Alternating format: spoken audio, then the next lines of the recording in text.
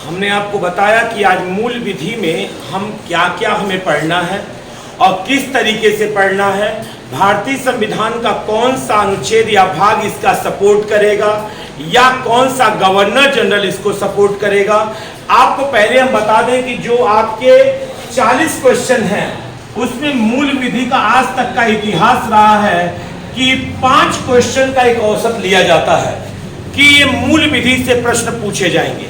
अब सबसे अधिक प्रश्न जो पूछे जाएंगे वो भारतीय संविधान से होंगे, यानी सबसे अधिक प्रश्नों की संख्या अगर उस 40 क्वेश्चनों में यूपीएससी के देखी जाए तो मूल विधि के 5 और लगभग 20 से ऊपर क्वेश्चन आपके आ जाते हैं संविधान से।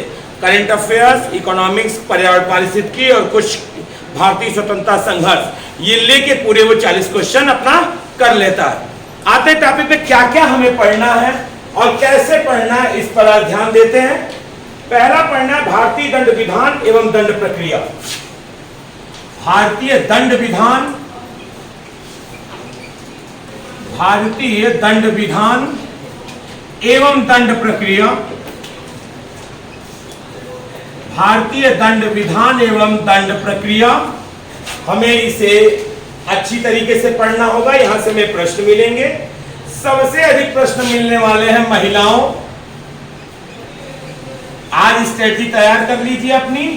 महिलाओं हमें करना क्या है, बच्चों, अनुसूचित जाति, अनुसूचित जनजाति, बच्चों, अनुसूचित जाति, अनुसूचित जाति, अनुसूचित जाति, अनुसूचित जनजाति, अनुसूचित जाति, अनुसूचित जनजाति, अनुसूचित जाति, अनुसूचित जनजाति को संरक्षण देने वाला विधान, को संरक्षण देने वाला विधान, हमें इस पर चर्चा करनी है, ध्यान दीजिएगा। तीसरा पे चर्चा हमें करनी है यातायात नियमों पे।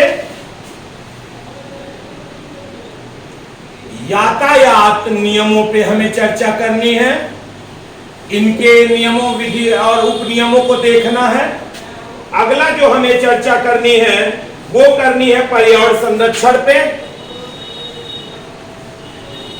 पर्यावरण संरक्षण पे।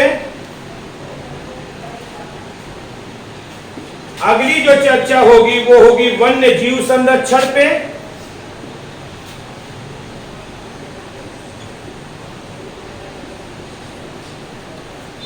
वन्य जीव संरक्षण पे। अगला मानवाधिकार संरक्षण पे, मानवाधिकार संरक्षण पे।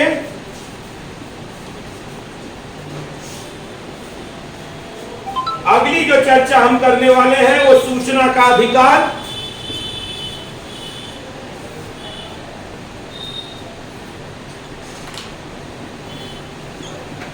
सूचना का अधिकार। अगले पे आने वाले हैं आयकर अधिनियम,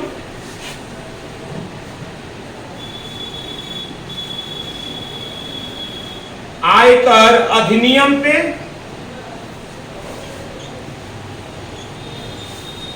और एक बात पे और चर्चा करने वाले हैं भ्रष्टाचार निवारण पे, भ्रष्टाचार निवारण पे।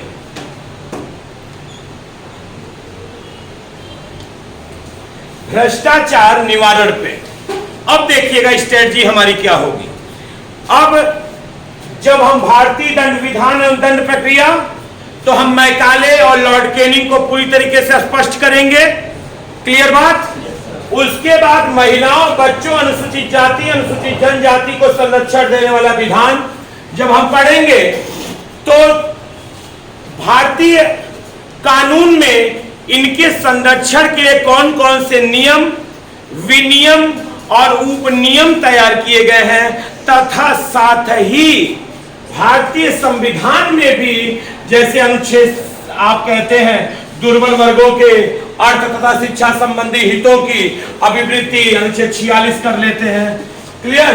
अगर आप कहते हैं जैसे अनुच्छेद 23 और 24 जैसे मूल अधिकार आ जाते हैं जिसमें मानव के दुर्व्यापार और बलात्श्रम का प्रतिषेध, साथ ही साथ 14 वर्ष से कम आयु के बच्चों को कारखानों आदि के नियोजन में प्रतिषेध करा देते हैं। साथ ही अगर संरक्षण देने की बात कर रहे हैं तो 15 भी आ जाएगा। फंडामेंटल राइट जो आपको कहता है कि किसी भी तरीके से विभेद नहीं किया जाएगा, चाहे वो जाति हो, लिंग हो, जन्मस्थान हो, धर्म हो, मूल वंश हो, यानी इस पर विभेद का प्रतिषेध करता है।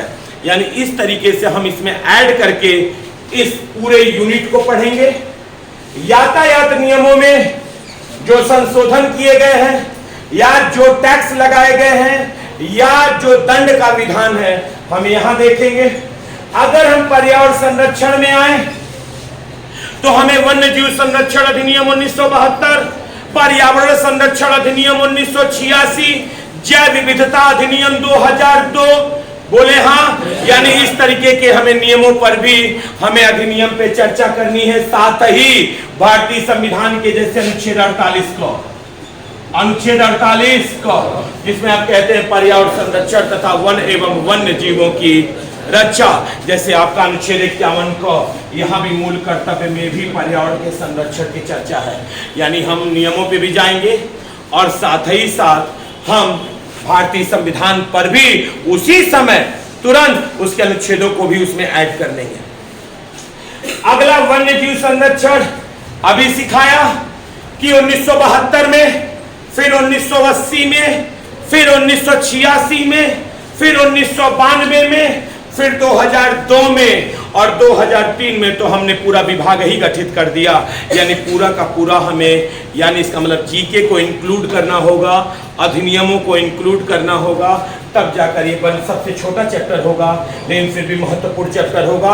और इसके जो प्रश्न होंगे वो एकदम ओपन होंगे, यानी खुली प्रकृति के होंगे, जो अगर एक पेज केवल तैयार कर लिया तो भी ये पूरा का पूरा टॉपिक हमारा तैयार हो जाएगा। मानवाधिकार संरक्षण 1993 की हम पूरी चर्चा करेंगे। साथ ही सूचना का अधिकार अधिनियम 2005 की भी पूरी चर्चा की जाएगी। आयकर अधिनियम और भ्रष्टाचार निवारण से क्या क्या अधिनियम बनाए गए हैं, इनकी रोकथाम के लिए क्या किया गया है, ईडी क्या है, इस तरह की जो संस्थाएं हैं उन पर भी हम क्या करेंगे, चर्चा करेंगे। इसको नोट कर लीजिएगा, इसको नोट कर लीजिएगा।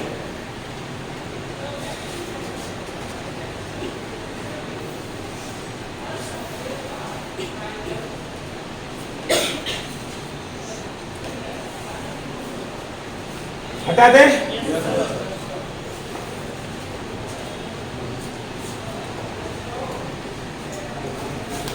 साथ ही यूपीएसआई में कुछ और टॉपिक है मूल विधि के, जहां से वो प्रश्न पूछ रहा है। अब वो प्रश्न का टॉपिक जैसे राष्ट्रीय सुरक्षा अधिनियम एनएसए से, यहां से भी प्रश्न आपके पास है, नोट करते जाइएगा जो जो हमें पढ़ना है। राष्ट्रीय सुरक्षा अधिनियम, राष्ट्रीय सुरक्षा अधिनियम यानी हमें पूरा एनएसए पढ़ना होगा, पूरा यानी जहां से प्रश्न उठ सकते हैं। आईटी अधिनियम, आईटी अधिनियम, क्योंकि बिना आईटी अधिनियम पढ़े हम सूचना के अधिकार पर बात नहीं कर पाएंगे, जिसके अंतर्गत साइबर अपराध भी होगा। साइबर अपराध आप देख रहे हैं कि पुलिस महकमे में इसके लिए स्पेशली साइबर अपराध के लिए सेल निर्धारित किए जाते हैं। क्लियर। अगला जनहित याचिका होगी, जनहित याचिका होगी,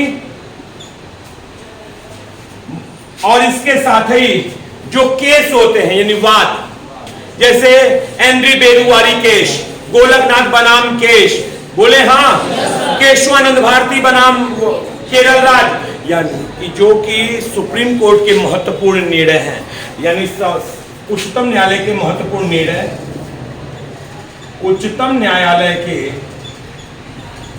महत्वपूर्ण निर्णय, उच्चतम न्यायालय के महत्वपूर्ण निर्णय। आप कह सकते हो कि हमने आपसे कहा था कि एक कॉपी बनानी होगी हमें वाद की, जो बहुत पतली हो, 5, 6, 7 पेज में ही हमें महत्वपूर्ण वाद क्या करने होंगे, क्लियर कर लेने होंगे। याद रखिएगा, अगर 5 क्वेश्चन पूछेगा उसमें 1 क्वेश्चन तो वाद से रहेगा ही रहेगा आपके पास। अगला जो ले रहा है भूमि सुधार, अगला है भूमि सुधार, भूमि अधिग्रहण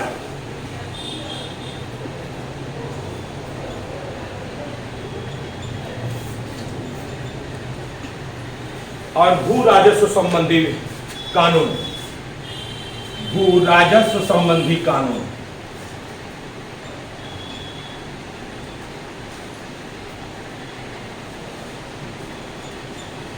भू राजस्व संबंधी कानून यानी ये भूमि सुधार और भूमि अधिग्रहण के लिए हम अगर संविधान में भी अपने जाएंगे, इनके साथ ही जो नियम बने हुए उनके बाद अनुच्छेद 9 का 31 क और हमारी 9वीं अनुसूची जो कि प्रथम संविधान संशोधन 1951 के द्वारा जोड़ी गई है, उस पर हमें पूरी चर्चा करनी होगी। हमें अपने संविधान के महत्वपूर्ण वादों को देखना होगा, उच्चतम न्यायालय के महत्वपूर्ण निर्णय को देखना होगा। ये जो 2 हैं, ये IT से अधिनियम और साइबर अपराध, इन पे बहुत ही संक्षिप्त नोट्स बनाना होगा। साथ ही थोड़ा सा इस संगठन पे हमें चर्चा करनी होगी, राष्ट्रीय सुरक्षा अधिनियम पे, जनहित याचिका पे और भू राजस्व संबंधी कानून के लिए हमें थोड़ा सा अंदर जाना पड़ेगा। हो सकता है मैं या मैं नॉट भी क्वेश्चन पूछ भी सकता है और क्वेश्चन नहीं भी पूछ सकता, लेकिन जब भी पूछेगा तो याद रखिएगा कि वो क्वेश्चन लेखपाल के स्तर का होगा, वो क्वेश्चन लेखपाल के स्तर का होगा। यानी इसका मतलब आज आपने क्लियर किया कि मूल विधि में हमें पढ़ना क्या क्या है, मूल विधि में पढ़ना क्या क्या है और कैसे पढ़ना है। बात समझ में आ गई? तो अब कल हम पहले अपने टॉपिक से जो कि आपका दंड प्रक्रिया है, विधान है, वहां से स्टार्ट करेंगे। क्लियर? और एक टॉपिक कोई ना कोई इनमें से चुन लेंगे, यानी 2 टॉपिक को पैरेलल हम आगे लेके बढ़ेंगे। क्लियर हो गया? तो चलिए कल मिलते हैं फिर आपसे। बहुत बहुत धन्यवाद।